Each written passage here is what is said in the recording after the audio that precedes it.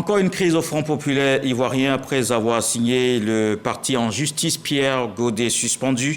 Une décision que rejette le vice-président Siaka Kone. Chers amis de la presse, je voudrais vous faire une synthèse. Le président Pascal Affi-N'Guessan voit son autorité défiée. Pour la dissidence constituée essentiellement de l'ex-vice-président Pierre Godé, l'ex-conseiller politique trésorier Sédou Koulibaly et l'ex-secrétaire général Isiaka Sangaré, le FPI n'est pas un bien personnel ou familial. Sa gestion doit répondre à celle d'une entreprise moderne prenant en compte l'assentiment et la volonté des associés. Après démission, limogeage, voire même radiation de membres pour indiscipline, Affi-N'Guessan doit désormais faire face à la fronde. Sur son agenda, une assignation en justice suite au limogeage le dimanche 20 octobre dernier du premier vice-président de son parti, Pierre Godé. Alors, monsieur, professeur Nanogo Koulibaly, quel est votre regard sur cette crise au Front populaire ivoirien? Bien, merci beaucoup, docteur. Il faut dire que ce qui se passe au FPI, il faut inscrire ça dans le cadre des dynamiques internes à toutes les associations, à toutes les formations politiques. Déjà, il faut dire que parfois elles sont mineures, parfois elles sont fondamentales et elles conduisent à des ruptures. Déjà, pour le FPI, il faut faire un peu d'histoire. Dans les années 97, 95, 96, 97, déjà, il y avait déjà eu un conflit de ce genre qui avait engendré ce qu'on appelait le courant de la Renaissance, dirigé par Awa Dombelo, qui était le président du comité de contrôle, pendant que Laurent Gbagbo était secrétaire général. Et il y avait une crise de leadership entre les deux qui a amené Dombelo à créer un courant qui a abouti au parti politique de la Renaissance. En 2000, ils sont, à la faveur de l'élection présidentielle, ils se sont réconciliés et cela avait calmé cette première crise interne. À la suite, autour des années 2000, comme ils avaient le pouvoir, jusqu'à 2010, ils avaient le pouvoir, il y avait des petites crises, mais elles sont restées vraiment mineures. Mais ces crises-là contestaient déjà le leadership d'Affi-N'Guessan, que certains estimaient n'avoir pas le poids utile pour pouvoir diriger le FPI après Laurent Gbagbo. En 2010, avec le FPI perd le pouvoir et les crises s'accentuent. Les crises s'accentuent et progressivement, le parti va se défaire. Progressivement, le parti va se défaire, engendrant le parti Concorde de Assis Djedje. Après, je crois, le COGEP aussi est sorti de là. Le MGC en est sorti. Il faut aussi citer le leader de Mamadou Koulibaly. Donc, tout ça, c'est les dynamiques internes et des frictions. Et la plus grosse crise est intervenue entre Gbagbo et Affi-N'Guessan pour le contrôle du parti, ce qui a généré ce qu'on a le PPAC. Alors, ces conflits sont liés à la bataille pour le contrôle du parti. Affi même déjà avait assigné le parti en justice autour de 2014, donc c'est un peu une sorte de retour du bâton. Alors, ce qui se passe au FPI est une sorte de contestation du leadership de Laurent Gbagbo. Il y a les dynamiques internes, mais aussi le parti est impacté par les dynamiques externes. Récemment, on sait que Pascal Affi-N'Guessan a signé un partenariat avec le RHDP qui a donné des résultats plutôt mitigés parce que pour un parti comme le FPI, au sortir des élections de 2023, il ne comptait que des conseillers municipaux et des conseillers régionaux. Donc c'était déjà un grand recul pour ce parti. Donc de façon générale, cette crise, c'est le leadership d'Affi qui est contesté et la dynamique externe est que, après le partenariat, il y a eu l'appel de Bonois, lancé par le président du PPAC, Laurent Gbagbo, appel auquel Affi semble plutôt favorable. Et il se trouve que dans la direction du FPI, ils sont nombreux ceux qui ne sont pas favorables à cet appel-là. Donc c'est une dynamique externe qui est en train de fragiliser l'ossature du FPI, qui, il faut le dire, était déjà fragile. Parce qu'après avoir perdu 5 partis qui sont sortis du FPI, aujourd'hui, ce qui restait, ce que Gbagbo a appelé l'enveloppe, est en train de se défaire totalement. Et Affi-N'Guessan, qui, sur l'échiquier politique national, apparaît comme l'allié par défaut pour les partis politiques. Vous savez, tant que Gbagbo était à la haie, le PDCI pactisait avec l'Affi. Dès que Gbagbo est revenu, il a été mis de côté. En fait, tout cela démontre de la faiblesse d'Affi-N'Guessan sur l'échiquier politique et le FPI, qui a été une grande formation pour l'État de Côte d'Ivoire, est progressivement en train de devenir une petite association qui sera réunie autour uniquement d'Affi-N'Guessan. Jérôme Deuil, c'est votre avis? Bon, un peu quand même, hein. Mais je voulais revenir un peu sur un aspect. C'est vrai que le professeur l'a indiqué tout à l'heure, le FPI est un parti qui est habitué au soubresaut. Il y a eu la clandestinité, ils ont eu l'opposition, ils ont eu des crises internes. Mais pour la crise que le FPI vit aujourd'hui, je veux dire que c'est une répétition de cette crise que le FPI a vécue en 2014. Parce que jusque-là, il y a eu des contradictions internes, mais la justice n'a jamais été convoquée à régler ces problèmes internes au niveau du FPI. Ce n'est qu'en 2014 que nous avons vu ça, lorsque le président Afin N'Guessan lui-même avait convoqué des juges pour suspendre non seulement le Congrès et rejeter la candidature du président Laurent Gbagbo. Et c'est cette même situation que nous vivons aujourd'hui avec Dago et les autres qui demandent à ce que le Congrès soit suspendu. Et ce Congrès soit suspendu. Mais la difficulté dans ça, c'est qu'aujourd'hui, Afin N'Guessan est complètement affaibli. Le professeur l'a indiqué tout à l'heure, le FPI qui a vu le départ de plusieurs de ses cadres au PPACI, plusieurs de ses cadres au MJC et plusieurs de ses cadres, aujourd'hui est réduit, comme Babou l'a indiqué, une simple enveloppe. Mais l'enveloppe est en train d'être réduite même à sa plus simple expression avec cette crise que nous connaissons aujourd'hui. Et quand vous regardez, Sangaré a tenu une conférence de presse le week-end, mais quand vous regardez ceux qui étaient à cette conférence de presse, c'est presque des délégués, il y avait vraiment plusieurs... Il a pris la tête d'un mouvement ici à Sangaré. Démocratie et valeurs. Un courant. Bon, au niveau des FPI, on dit que c'est un courant. Mais à regarder de près, c'est un courant qui va inquiéter véritablement la direction du FPI. Et il y a beaucoup de départs. Et quand nous regardons, cela va affaiblir considérablement Afin N'Guessan dans sa marche. Et il serait difficile pour nous, de pouvoir tenir ce congrès. Alors que ce congrès ne se tient pas le 9, comme indiqué, Afin N'Guessan perd sa légitimité, puisque son mandat est complètement fini. Donc si ce congrès ne se tient pas, il y aura encore un problème de légitimité d'Afin N'Guessan à la tête du FPI. L'enseignement Bakayoko, c'est un processus peut-être beaucoup plus complexe et difficile pour Pascal Afin N'Guessan parce que le Congrès, c'est à partir du 8. Oui, manifestement, c'est une période très très difficile pour le président Pascal Afin N'Guessan parce que les convulsions au niveau de son parti, cette fois, je ne pense pas qu'il pourra tirer les marrons du feu comme ça avait été le cas en 2014 où il avait remporté la bataille face à Laurent Gbagbo. Parce que cette fois, il est très affaibli, d'autant qu'il y a eu une saignée au sein des partis. Je ne parle même pas de la saignée liée au départ des autres cadres vers le PPACI, mais la dissidence actuelle, quand même, cristallise un certain nombre de frustrations qui font que beaucoup de cadres sont avec Sangaré Isiaka qui conduit cette dissidence. Et vous l'avez rappelé tout à l'heure, c'est un courant idéologique, démocratie et valeurs. Mais quand vous voyez hier la réunion qu'ils ont tenue, en tout cas le lancement de leurs activités hier dans un hôtel ici à Cocody, vous voyez bien que ce courant idéologique n'est pas orphelin, parce qu'il y a quand même des figures de proue, des figures de valeur.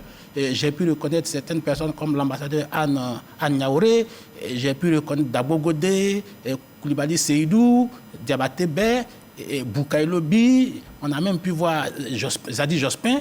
Donc ça veut dire qu'il y a quand même beaucoup de cadres qui ont convergé vers Isiaka Sangaré.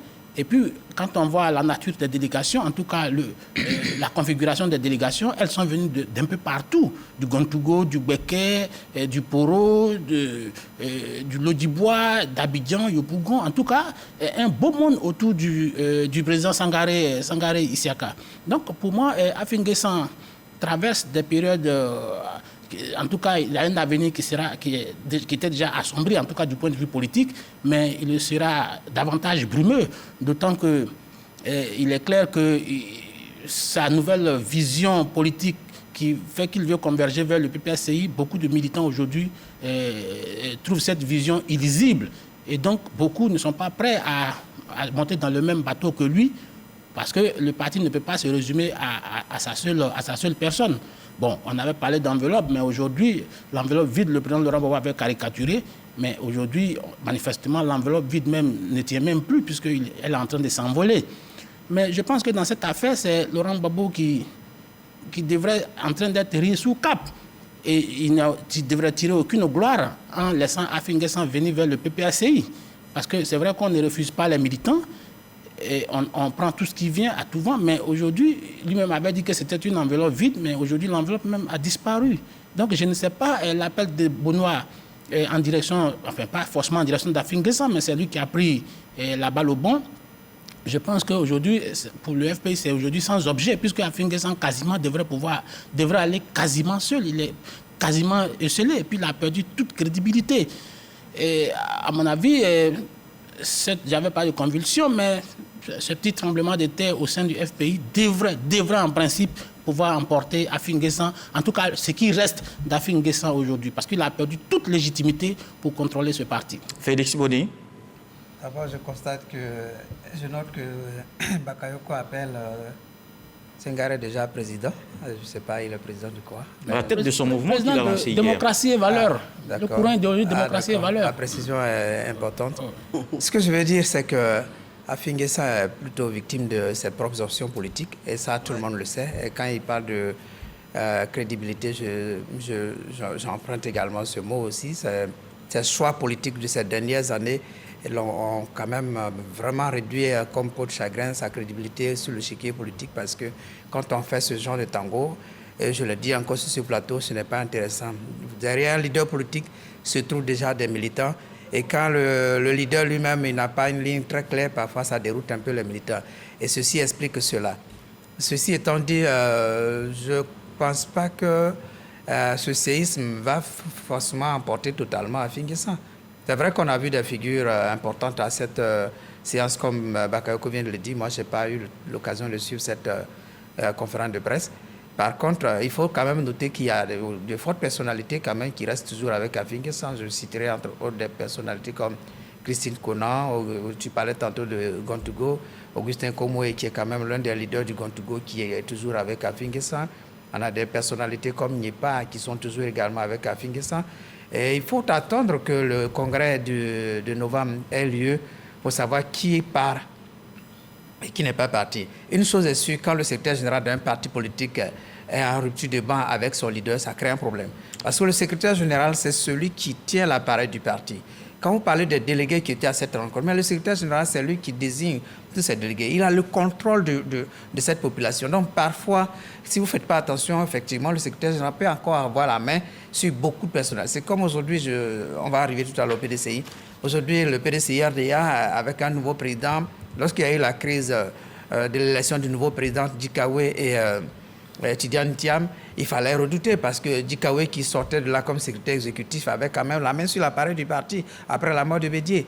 Alors qu'allait, j'allais dire, valoir Tidiane Thiam face à un Dikawe qui était encore très fort. Mais après, je crois que Dikawe, finalement, est rentré dans les rangs, ce qui permet à Tidiane Thiam de se renforcer. Et c'est le problème au niveau d'Afin Guessan, qui a quand même le secrétaire général qui a été mis de côté et qui a encore la main sur le parti et qui peut encore mobiliser. Mais attendons de voir au Congrès qui sera au Congrès, qui ne sera pas au Congrès, pour savoir si Afin Guessan partira de la commune coquille vide ou Afin Guessan sortira de là la tête haute. Pour terminer sur la question, pour moi, je n'avais jamais cru au partenariat entre un parti socialiste comme le FPI d'Afin Guessan avec le RHDP. Et pour moi, ce partenariat n'allait pas aller jusqu'à son terme. C'était un partenariat qui n'allait pas aboutir. Et je ne suis pas surpris qu'aujourd'hui Afin Guessan revienne dans son marigot naturel, c'est-à-dire avec sa famille politique, le PPACI. Et je pense que l'avenir politique d'Afin Guessan ne pouvait résister nulle part ailleurs d'autre, en étant dans un partenariat avec des libéraux, qu'avec ses frères socialistes. Et je crois que c'est le sens de l'appel de Bonois, qui n'était pas un appel forcément pour faire chorus derrière un gourou, mais un appel pour que la famille socialiste se réunisse. Et je précise bien, avant l'appel de Bonois, la première personne qui a eu l'initiative de rassembler la famille socialiste, c'est Simone Gbagbo, qui dans ses différents discours a toujours souhaité que la grande famille socialiste se retrouve avant que Laurent Gbagbo n'aille à Bonois chez elle pour lancer l'appel de Bonois. Félix, il faut sortir des dogmes idéologiques. Il n'y a pas de dogme. C'est quoi que tu appelles le dogme idéologique? Faut pas utiliser des expressions creuses. C'est quoi le dogme idéologique? Il ne faut pas dire que... L'idéologie même déjà est un dogme. Quand on dit idéologie, c'est une croyance, c'est un attachement à des valeurs. C'est dogmatique l'idéologie. Donc il n'y a pas de dogme idéologique.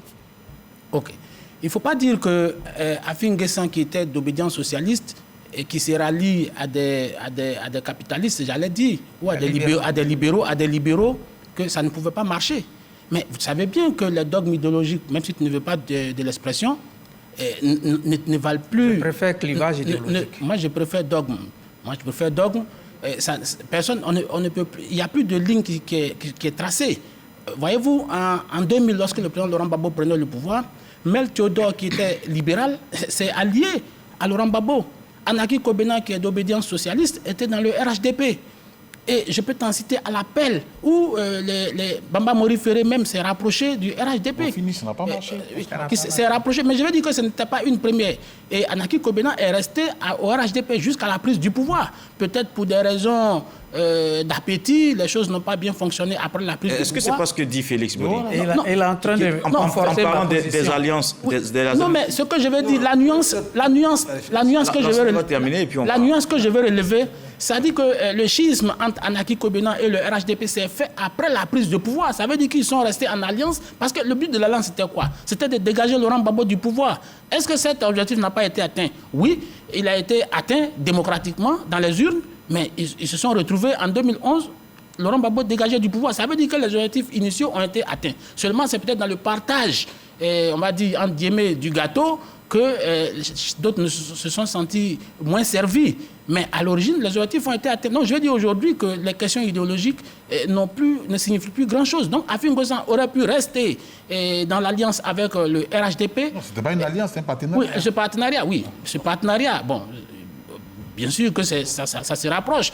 Donc, si tu veux, du partenariat, Afin Gossan aurait pu rester dans ce partenariat avec le RHDP, d'autant qu'aujourd'hui, il est clair que l'appel de Benoît, c'est un appel de vengeance qui est sans lendemain, ça tout le monde le sait. Donc pour moi, Afin Gossan veut se donner une nouvelle légitimité parce que j'ai l'impression que le spleen de la séparation avec Laurent Gbagbo n'a pas été bien digéré, mais je ne pense pas que son avenir se trouve là, en tout cas son avenir politique se trouve à l'appel de Benoît, mais plutôt au RHDP.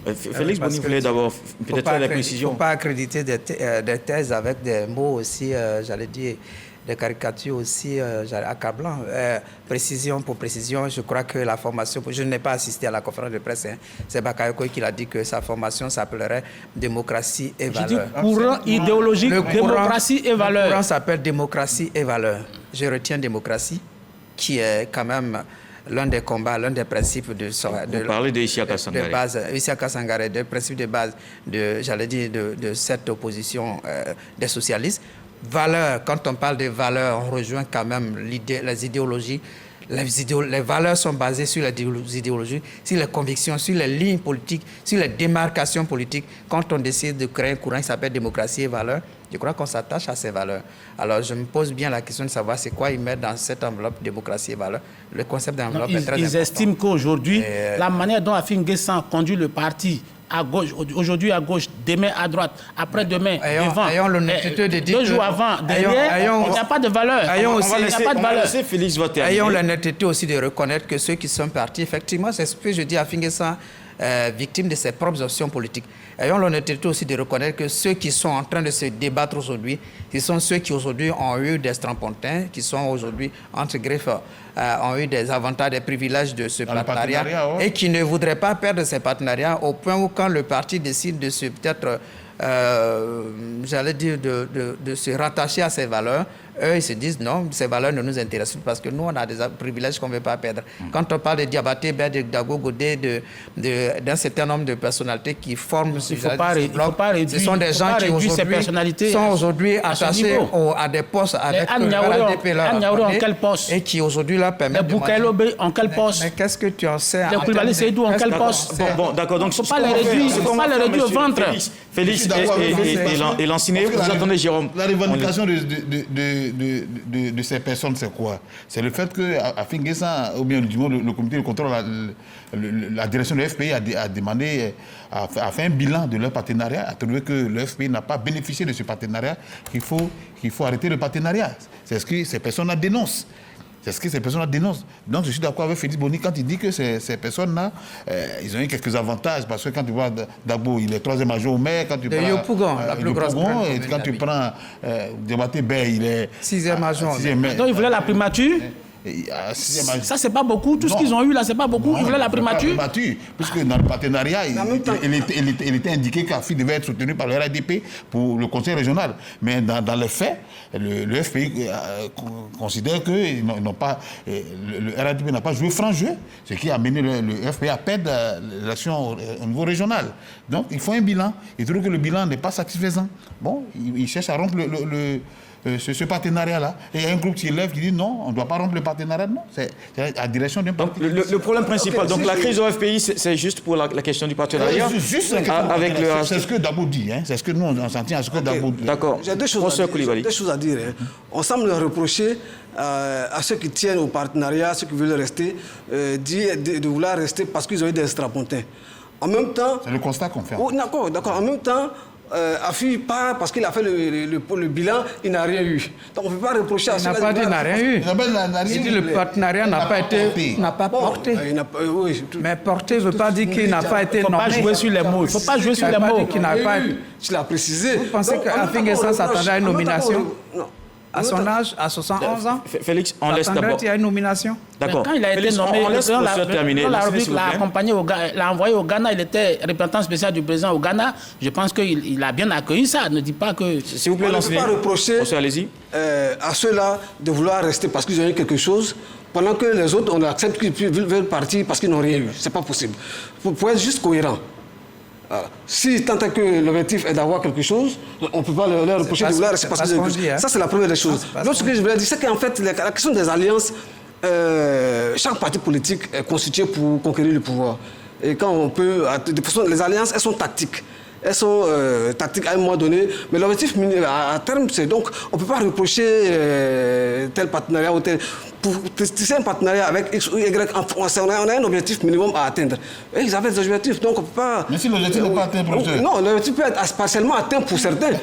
Pendant que les autres, ils estiment qu'ils n'ont pas atteint. La majorité. Oui, donc, mais ce qu'il faut retenir, c'est que pile ou face, il y a une déconfiture progressive du FPI. C'est dommage, c'est regrettable, parce que le FPI et toute la gauche ivoirienne même sont en train de tous les partis historiques des années 90, le PPS, l'USD, le PIT aujourd'hui, le seul de la gauche ivoirienne qui reste, c'était le FPI. Mais malheureusement, il est en train de partir totalement en déconfiture, et c'est regrettable de façon générale pour le débat démocratique. Le FPI est en train de se muter, parce que je pense que c'est ce FPI qui est en train de se reconstituer à travers le PPACI. Le parti peut ne plus s'appeler FPI.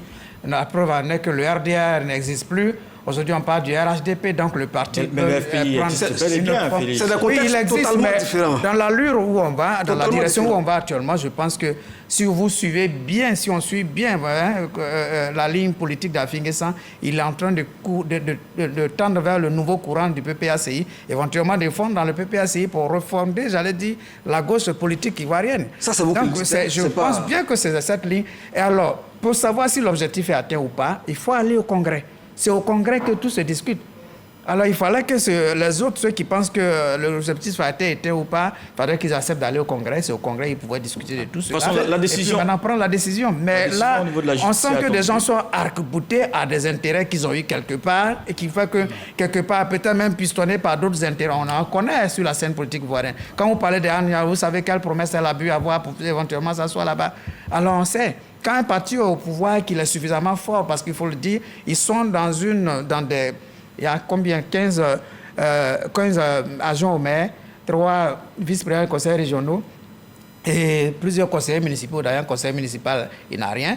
Mais toutes ces personnes qui sont là, ils sont avec le parti au pouvoir. Quand tu pactises avec le parti au pouvoir, il faut faire attention parce que le parti au pouvoir a les moyens de l'État, a suffisamment de moyens pour créer les séismes. Et en Côte d'Ivoire, on a vu comment des séismes ont été créés, aussi bien au MFA, aussi bien au PIT, aussi bien à l'UDC, même au PDCI. Aujourd'hui, un morceau du PDCI se retrouve au RHDP, alors que le PDCI existe. Je vois quand je vois le logo du PDCI dans le RHDP, je me demande, mais qu'est-ce qui se passe? Il y a 2 PDCI dans le pays. Donc, il y a des réalités qui sont là sur la scène politique. Il faut pouvoir les dire sans...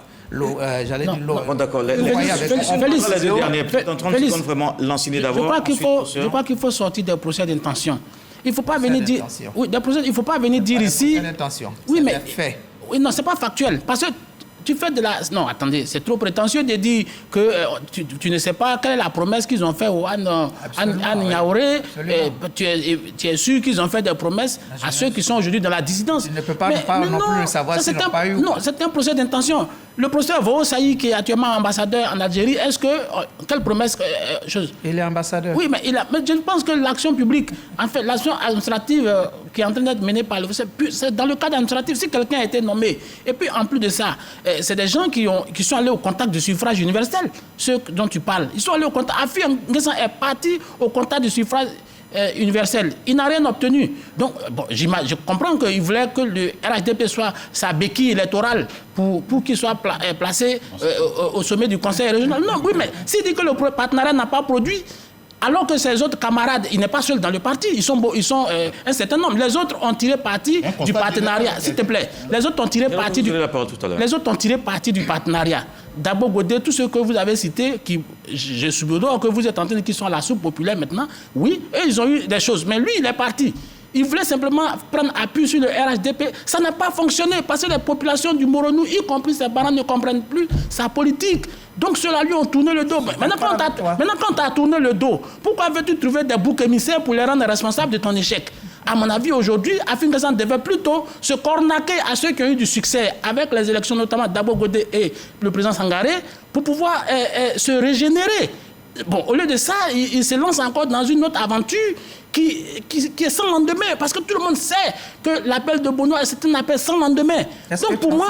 Oui, mais c'est un appel. Oui, mais ça, c'est... Non, s'il vous plaît, vous avez déjà... Il faut que Afin N'Guessan... Il faut que Afin N'Guessan... Oui, mes opinions sont les miennes. Je n'ai pas de directeur de conscience. Je n'ai pas de directeur de conscience sur ce plateau.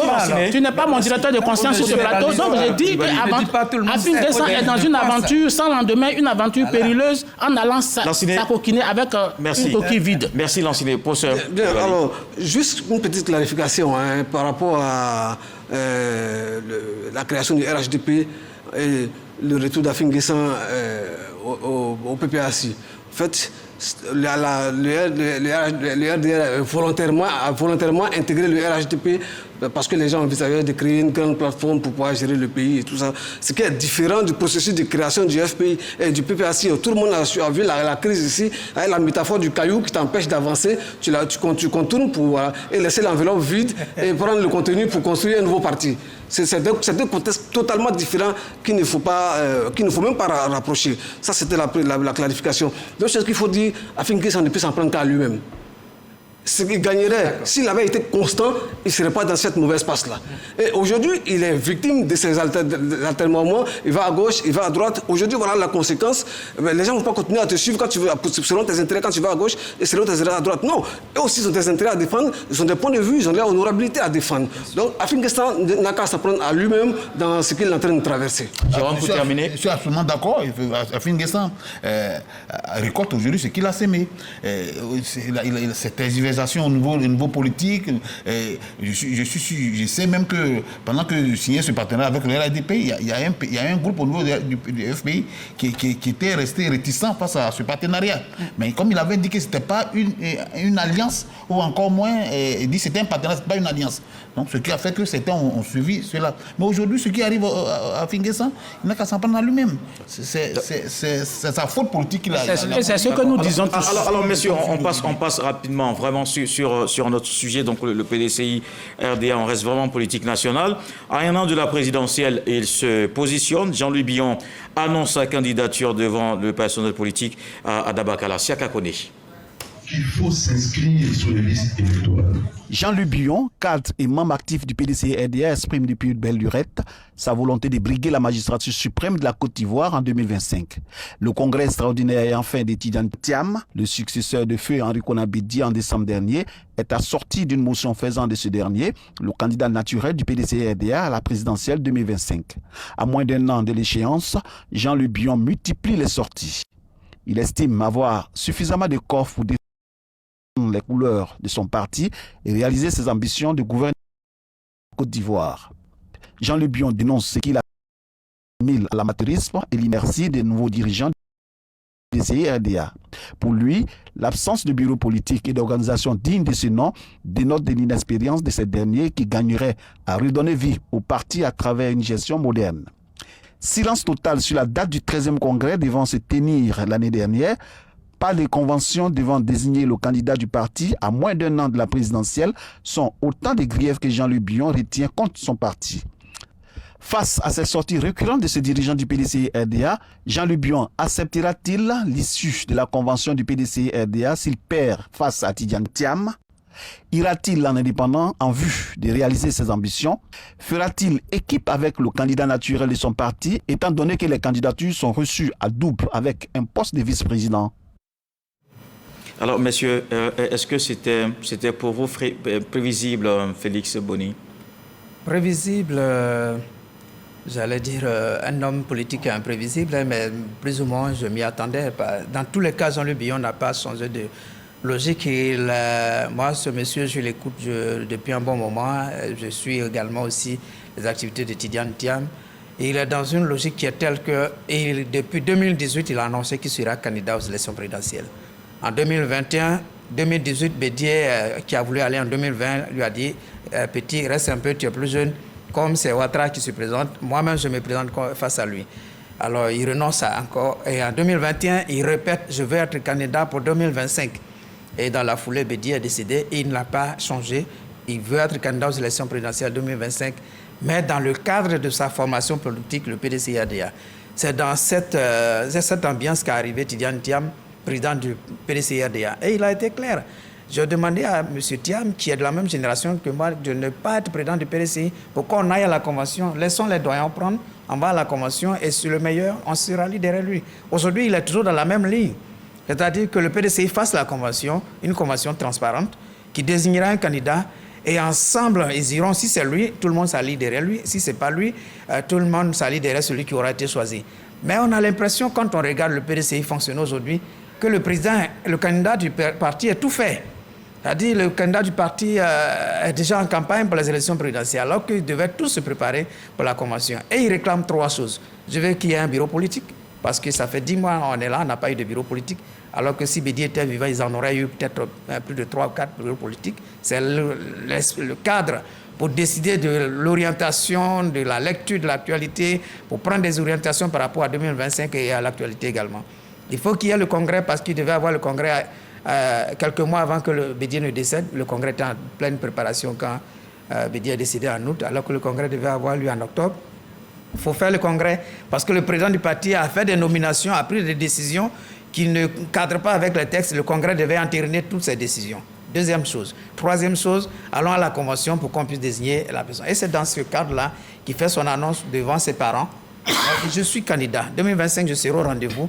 Je suis candidat et je serai candidat dans le cadre de mon parti. Il n'a pas dit à la convention, mais à la présidentielle. Mais quand vous regardez l'évolution, c'est-à-dire la construction de son raisonnement, vous voyez qu'il n'est pas candidat en dehors de son parti politique, le PDCI-RDA. D'ailleurs, il l'a fait au siège du PDCI-RDA de sa région et devant les militants du PDCI-RDA. Et c'est aux militants du PDCI-RDA qu'il s'est adressé, ce n'est pas aux Ivoiriens.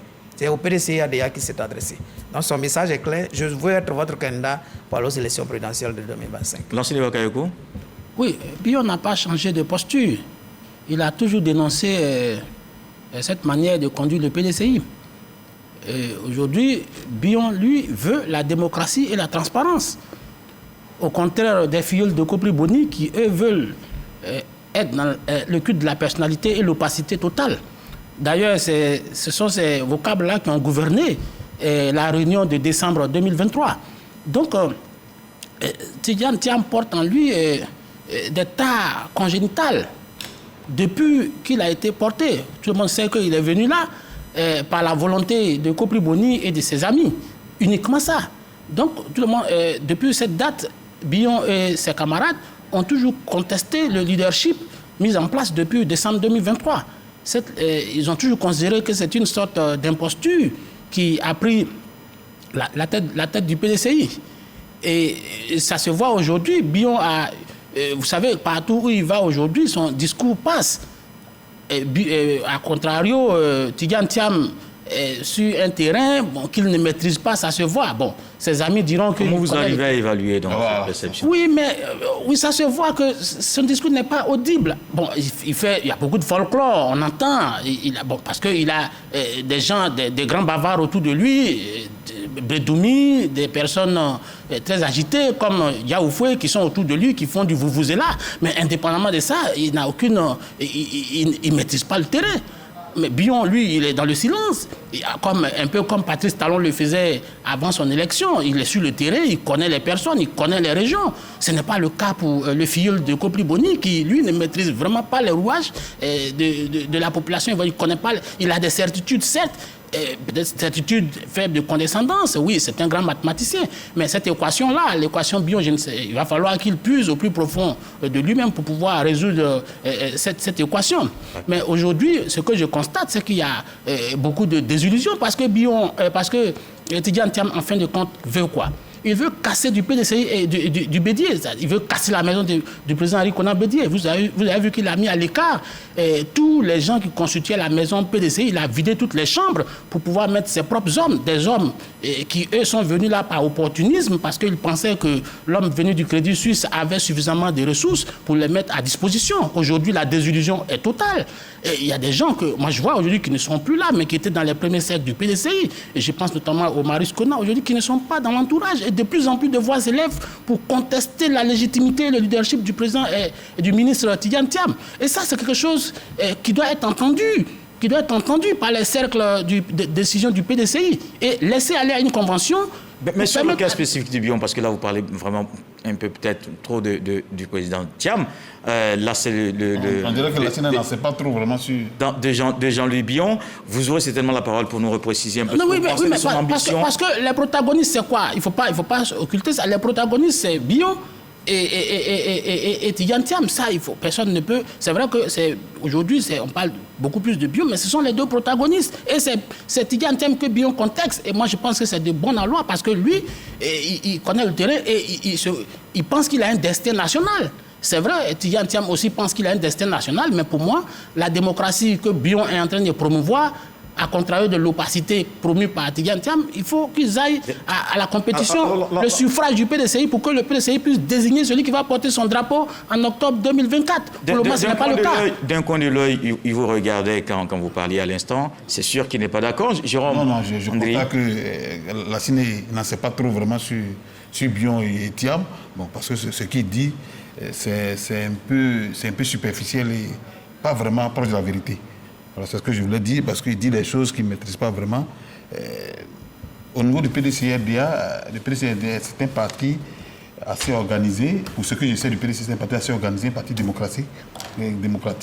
Et sur ce plateau, personne ne peut me contredire sur la manière dont la démocratie est opérée au niveau du PDCRDA par rapport aux autres partis. Non, moi je peux te contredire. Même le RADP qui est le parti... Félix Boni rappelait tout à l'heure le bureau politique, le congrès... J'en viens.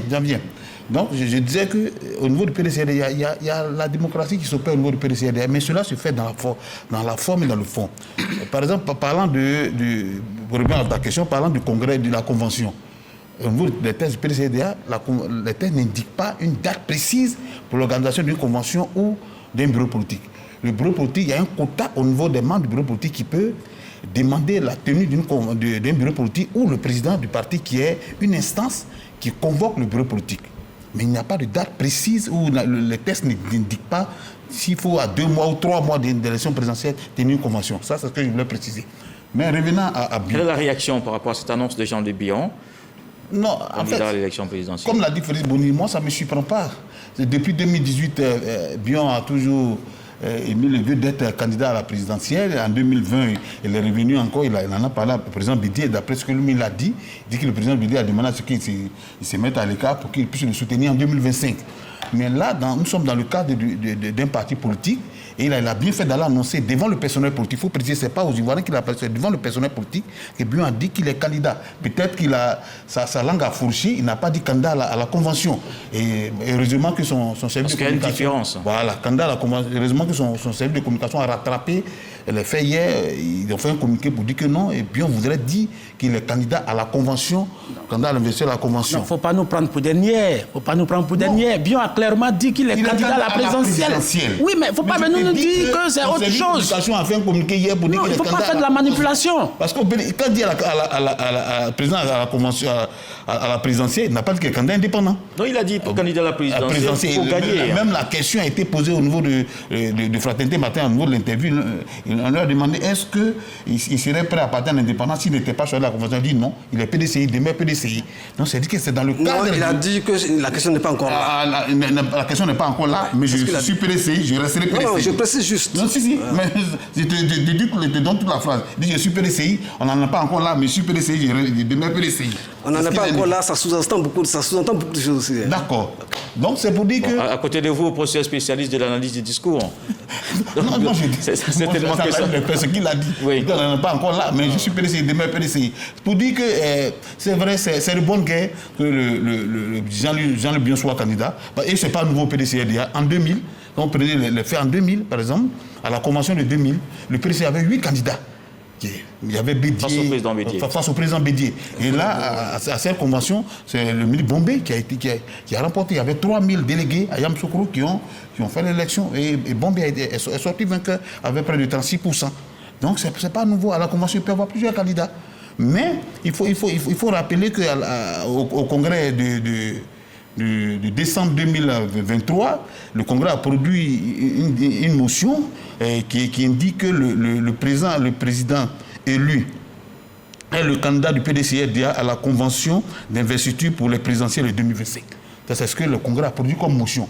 Et que le candidat du PDCI, c'est le président élu à la convention. Le candidat naturel. Donc, pas que le congrès, c'est un congrès extraordinaire. Et Jean-Luc Bion te répondra, j'ai lu dans son interview. Il a dit que c'est notamment... un ordre du jour unique, donc on ne peut pas venir parler de présidentielle. Non, c'est une motion qui a été produite. Vous savez, c'est ce qu'on appelle l'opération... Excuse-moi, juste une seconde, le professeur va parler. C'est ce que vous avez... Ils ont toujours appelé ça l'opération Hibou au PDCI-RDA. L'opération Hibou au PDCI-RDA consiste à tripatouiller, j'emploie bien les mots, tripatouiller des choses notamment pour avantager quelqu'un. Parfois même vous avez votre nom sur la liste électorale pour les élections législatives. Le lendemain matin, vous retrouvez le nom d'un candidat. La motion ne dit pas qu'il ne peut pas avoir d'autres candidats. Non, c'est parce que la motion dit. Attention, c'est un verrou. Non, c'est parce que... Il y a des gens qui s'en tiennent à ce verrou. Il y a le procès qu'on n'a pas encore entendu. À tout le congrès, il y a toujours des... Oui, mais ça manque de clarté, Jérôme. Ça manque de clarté. Jérôme, oui. Mais ça ne dit pas qu'il ne faut pas avoir... Mais ça manque de clarté quand même. Bien, merci beaucoup, docteur. En fait, moi, quand j'ai écouté, il y a eu deux choses fondamentales. Il y a eu la déclaration depuis Dabakala et ensuite l'interview accordée au quotidien Fraternité Matin. Alors, il y a d'abord une confusion, mais qui est révélatrice, et une stratégie de positionnement. Comme moi, j'observe Jean-Luc Bion. En fait, la déclaration qui est faite à Dabakala, c'est devant le personnel du PDCI. Tout le décor est PDCI-RDA. Lui-même, ses vêtements sont PDCI. Quand tu es dans une telle posture, il y a une horizon d'attente.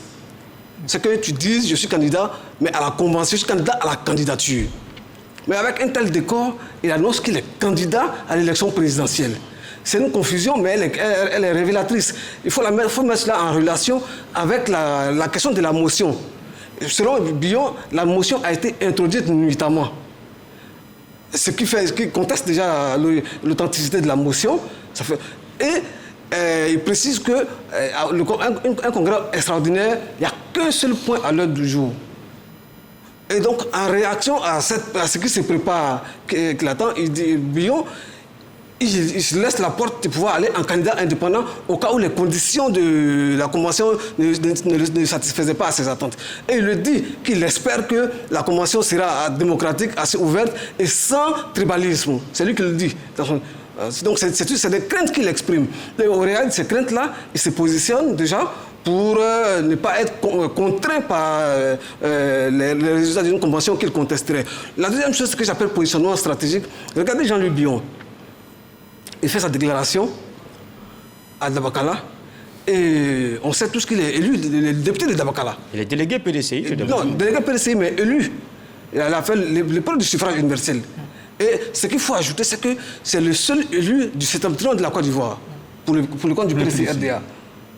Donc, il revendique déjà une sorte de légitimité populaire pour dire qu'il est légitime à représenter le PDC-RDA à l'élection. Ça, c'est la première chose. La deuxième chose qu'il dit dans son discours, c'est qu'il a l'onction de Bédié. Il dit, quand il avait manifesté le désir d'être candidat, Bédié a dit « Calme-toi, comme c'est Ouattara, moi j'affronte Ouattara et après tu auras ta place. » Donc, personne n'était témoin. Bon, il le dit.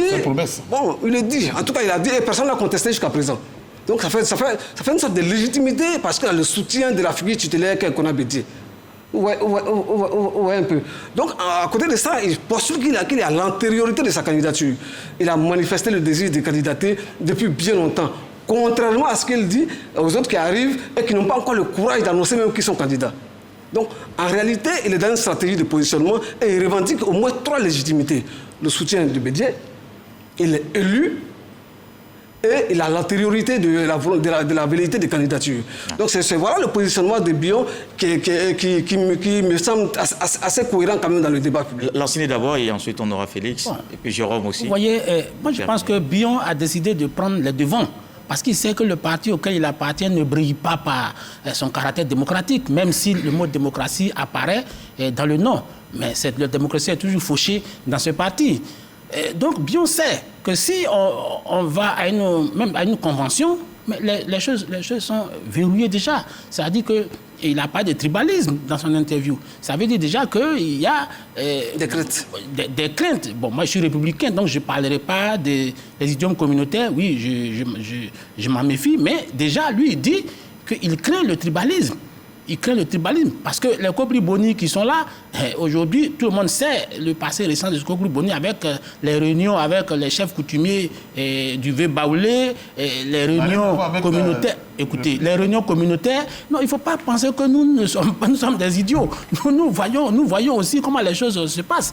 Donc, il faut bien regarder les choses. Donc, Bion le sait. Il le sait bien. Donc, comme le professeur l'a dit, quand il va au nord, mais il dit, je suis le seul élu là-bas, ça veut dire qu'à partir de là-bas déjà, non seulement j'ai la légitimité dans le Nord, où vous n'avez pas la possibilité. Aussi, mais je te dis que je suis républicain, que ce n'est pas ma doctrine, je ne suis pas communautariste. Non, mais nous analysons les faits. Nous analysons les faits. Il s'appuie sur son électorat. Il dit, moi, j'ai déjà été élu dans le Nord. S'il te plaît. Si le Nord, ce n'est pas son électorat. Si tu appuies le Nord, ça s'appuie sur une communauté. Non, j'ai déjà été élu dans le Nord où notre parti n'a pas la possibilité de pénétrer. Ça veut dire que j'ai déjà une certaine légitimité dans cette partie. Et donc, si vous me prêtez l'appareil du parti, je viendrai ratisser large. Oh, aujourd'hui, le président Tidiane Thiam, ça va te déplaire, mais je ne pense pas. Il a besoin encore davantage de publicité, non seulement dans toute la Côte d'Ivoire, mais principalement dans cette partie du territoire. Ouais. Pour le moment, ce n'est pas le cas. Et donc, il devrait pouvoir accepter de mériter le nom, aller à la démocratie, une démocratie juste, consensuelle, intégrée, pour que Bion puisse compétir avec lui et ne pas se contenter de ce que Kobri Boni et les Émile Constant Bombé veulent faire pour pouvoir imposer leur homme. Le filleul en particulier avec... non, Félix, vous ne répondez pas. C'est Félix. Oui. Moi, j'ai un gros problème avec le PDC-RDA. Est-ce que le PDC-RDA est vraiment un parti qui veut reconquérir le pouvoir en 2025? C'est le gros point d'interrogation que j'ai. Parce que quand on veut conquérir le pouvoir ou reconquérir le pouvoir, je crois qu'on se donne les chances d'y aller et avec les hommes qu'il faut y aller. Et on prépare vraiment beaucoup de personnes, le plan A, B, ainsi de suite. Mais j'ai l'impression que il y a quelque chose de pas trop correct au PDCI. On essaie de saupoudrer des choses, on essaie de ne pas marcher comme il se doit. J'ai l'impression qu'il y a même un problème Jean-Louis Bion au PDC-RDA, à titre personnel. Parce que l'intitulé de l'émission, c'est jusqu'où ira Jean-Louis Bion. Moi, j'ai plutôt envie de dire que veut le PDC-RDA. Parce que quand on regarde, tout à l'heure, il parlait de... J'ai écouté, lorsqu'on a eu l'intitulé de l'émission, j'ai posé des questions à beaucoup. Je me suis rendu compte qu'il y a beaucoup de gens, et surtout parmi les doyens, je ne vous aurais pas cité de nom parce que j'ai eu à échanger avec quelques-uns, qui sont plus ou moins désillusionnés, qui à un moment ont cru qu'ils pouvaient avoir un messie de la trame de Alassane Ouattara à travers Jean-Louis Bion, c'est-à-dire un monsieur d'une statue internationale, carnet d'adresse, de la haute finance, ainsi de suite. Mais Alassane Ouattara, c'est différent de Tidiane Diaby. C'est la désillusion totale. Sur ce plateau une fois. Mais Ouattara, il n'a pas été démis du Fonds monétaire international. Ouattara, c'est un monsieur qui s'est démis pour dire je m'en vais me mettre au service de mon pays. Mais Ouattara, il est arrivé en Côte d'Ivoire, c'est 17 ans après qu'il est arrivé au pouvoir.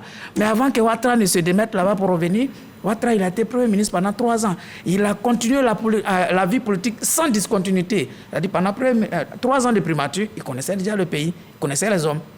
Mais il revient sans discontinuité en 1994, la date de création du RDA, et il continue. Il arrive au pouvoir en quelle année? 2010. Mais c'est pas qu'il quitte là-bas à l'international, puis subitement il arrive. Moi, j'ai vu des gestes. Quand le président Tidiane Thiam sillonne le pays, suivez bien. Chaque fois, il va se casser en deux, il va écouter. Chacun va se présenter, dire son nom, qui je suis. Il ne les connaît pas. Il ne les connaît pas.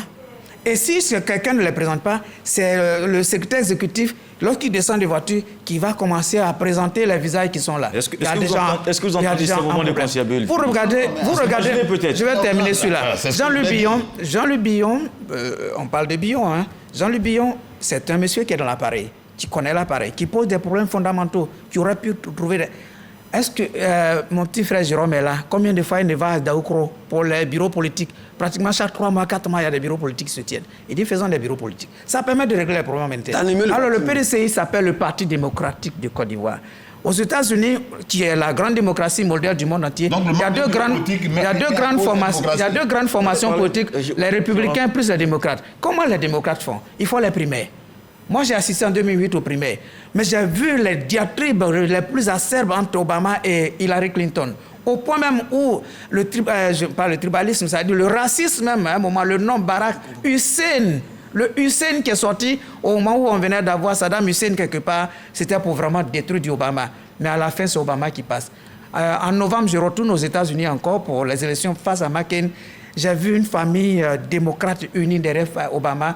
J'ai participé à la campagne de Hillary Clinton, Bill Clinton et de Kelsey Clinton, la fille de tout ça pour qu'Obama gagne. Et quand Obama gagne, qui est la secrétaire d'État aux États-Unis, c'est Hillary Clinton. C'est-à-dire qu'aujourd'hui, la PDCI devait pouvoir suivre cet exemple, Parti démocratique, faire la démocratie en interne. Les Ivoiriens seront vraiment regardants et ça va agrandir le PDCI par rapport à 2025. Démocratie interne voudra dire mettre les mécanismes pour que le vrai candidat sorte de la convention et non pas par un forcing pour avoir un candidat comme on l'a eu pour la présidente du Les jeux sont pipés. Non, les jeux sont pipés. Non, laissez-le s'il vous plaît. Comme mon grand frère Pérez Boni parle de démocratie au niveau du PDCRDA. Mais ce n'est pas parce que Bion réclame un bureau politique qui ne se tient pas, non. Le bureau politique va se tenir. J'ai indiqué, moi j'ai essayé de consulter un peu les thèses du PDCRDA. Mais à aucun moment il a indiqué qu'il y a une date bien précise pour tenir un bureau politique. Un bureau politique peut se tenir à tout moment. J'ai indiqué qu'il est indiqué dans le test que soit c'est un quota des membres du bureau politique qui convoque le bureau politique ou le président. Jusqu'à preuve du contraire, c'est le président. Et les contextes s'y prêtent. Oui, mais le contexte, c'est au président de convoquer un bureau politique. Et il ne veut pas le faire. Un bureau politique. Le bureau politique va indiquer la date de la convention. Mais cela ne voudrait pas dire parce qu'il n'y a pas un bureau politique. Il y a eu des années ici où au temps de Bédi, il y a eu près de 3, 4, 5 mois, 6 mois sans bureau politique. Quand Bédi était à l'extérieur. Cela ne voudrait pas dire que le parti n'est pas démocratique. Je suis désolé quand on dit ça, non, sur un plateau pour dire non, parce qu'il n'y a pas de bureau politique. Le parti a besoin d'être animé. Oui, mais le parti s'anime. Aujourd'hui, par exemple, nous sommes à une période de l'enrôlement. Le parti a engagé tous ses militants et ses cadres à l'enrôlement. Bon, pendant ce temps, quand Bion réclame un bureau politique, il faudrait arrêter cette dynamique-là pour aller tenir un bureau. Non. Moi, comment je me suis renseigné, non, il y a quand même une procédure. Nous sommes à l'opération de l'enrôlement. On finit l'opération de l'enrôlement, un bureau politique peut se tenir, nous sommes encore à 12 mois. Un bureau politique aurait pu se tenir même pour mieux préparer l'enrôlement. C'est pas un bureau politique. Non. Soit dit en pas, mais un bureau politique, c'est une journée. C'est une seule journée. Juger l'opportunité de la tenue d'un bureau politique. C'est la direction du PDT qui juge l'opportunité de la tenue d'un bureau politique. Je suis désolé. Parce qu'ils n'en ont pas intérêt. C'était pas encore opportun. Ils n'en ont pas intérêt. Mais ils avaient. D'accord. Bon, alors, messieurs, ce qu'on va faire. Il y a encore beaucoup de réactions. Donc cela ne voudrait pas dire, je voulais l'assurer, cela ne voudrait pas dire que le parti n'est pas démocratique. Vraiment, si on veut rechercher la démocratie ou la non-tenue d'une démocratie, il faut regarder ailleurs, ce n'est pas au PDCRDA. D'accord, alors 30 secondes chacun, s'il vous plaît. On a vraiment terminé. Bion est carrément en train de prendre de l'avance considérable sur tous les prétendants au pouvoir au sein du PDCI. C'est ce que tu constates. Oui, c'est le constat et c'est les faits. Et ça t'engage. C'est les faits. C'est les faits qu'ils disent. Ça t'engage. Ça fait 30 ans qu'ils sillonnent le pays au quotidien. dans sa vie privée, dans sa vie professionnelle, ou bien politique. Donc, ça fait 30 ans qu'il sillonne. Il a été secrétaire exécutif chargé de la communication au PDC-RDA. Bon, on a vu les résultats. Après, on ne le savait pas. Bon, ça durant tout le règne, il a été le secrétaire exécutif chargé de la communication et de la propagande. Il prend l'avance considérable et il se présente sous le meilleur angle et il revendique la légitimité. Mieux même, aujourd'hui, il dit qu'il défend l'héritage de Bédié qui est en train d'être détruit par la direction actuelle du parti. Au sein du PDCI, il a peut-être un peu plus offensif. Vous pensez pas là? C'est même prétentieux de dire qu'il défend l'héritage du président.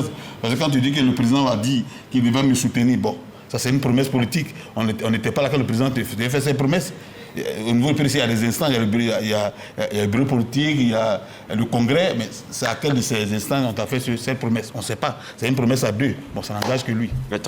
Moi, je voudrais juste dire que le PDCI n'a pas de problème de tests. Le problème que le PDCI a, c'est l'application des tests. Tout simplement. Parce que le PDCI n'a jamais voulu appliquer ces tests. Et ils se sont spécialisés dans le tripatouage des tests au profit d'individus. Mais ce que je voudrais annoncer ici, ce que je voudrais dire ici, je voudrais terminer en disant que Bion est très bien parti. Si le même tripatouage des tests ne se remet pas en selle, et je vais préciser que Bion n'est pas, c'est peut-être la tête de proue, mais ce n'est pas le seul dissident. Parce que le niveau de dissidence est tel qu'aujourd'hui... Non, il ne parle pas de dissidence, c'est-à-dire des personnes peuvent se porter candidat. La désillusion au niveau du... Ce sont des intentions pour le moment. S'il te plaît. Il y a eu 8 candidats, ce n'était pas des dissidents. S'il te plaît, la désillusion par rapport à Thiam est telle... S'il te plaît, la désillusion par rapport à la posture de Thiam est telle qu'aujourd'hui, Bion n'est même pas le seul à vouloir challenger. Mais c'est lui qu'on entend. Oui, mais il y a d'autres personnes qui s'annoncent, qui veulent. Ça veut dire que Thiam est mal parti. C'est ce que nous disons. Il est très mal parti. Mais Félix, moi, je pense que Thiam est très mal parti. Moi, je pense que, Jérôme, il faut reconnaître, le PDC, c'est le Parti démocratique du Côte d'Ivoire. Le PDC n'a qu'à appliquer la démocratie à son sein, à l'intérieur. Et le PDC aura tout à gagner à appliquer cette démocratie. Les Ivoiriens regardent ce parti comme un grand parti politique, le parti du père fondateur de la Côte d'Ivoire. Et si une démocratie interne transparente et organisée, je crois que le PDC pèsera en 2025. Peu importe que le candidat soit Jean-Louis Bion ou Tidiane Thiam, le PDC sera un adversaire sérieux en 2025. D'accord. Alors, messieurs, merci. Jérôme Dri du quotidien Le Nouveau Réveil. Merci, professeur Nandongo Koulibaly. Merci, Lanciné Bakayoko. Félix Boni, merci, messieurs. Merci d'avoir été là ce soir. Merci à vous de nous avoir suivis. On se dit à dimanche pour un autre numéro du Club de la Presse.